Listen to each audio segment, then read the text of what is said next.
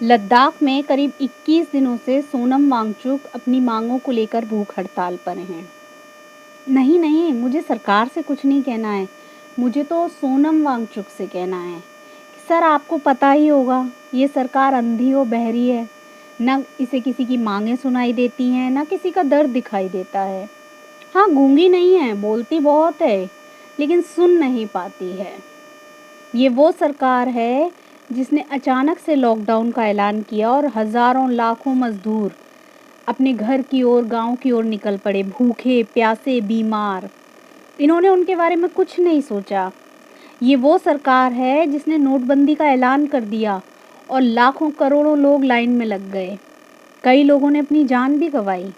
ये वो सरकार है जब हमारे जवानों पर हमले होते हैं तो ये डिस्कवरी के लिए शूटिंग कर रहे होते हैं।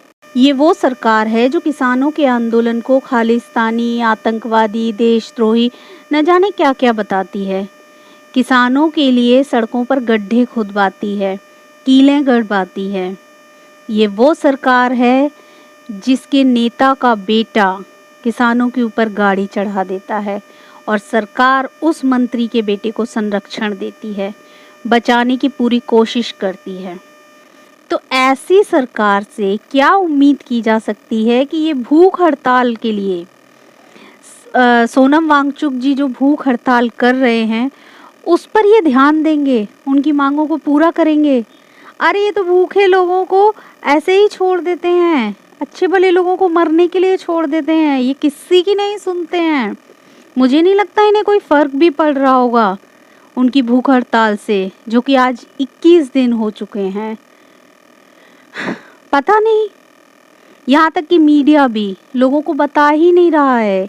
ये तो सोशल मीडिया, इंटरनेट के ज़रिए कुछ पता चल रहा है कि हाँ, कोई सोनम वांगचुक हैं जो भूख हड़ताल कर रहे हैं अपनी मांगों को लेकर, वरना मीडिया में तो बिल्कुल सन्नाटा है। इन बातों की कोई चर्चा ही नहीं है।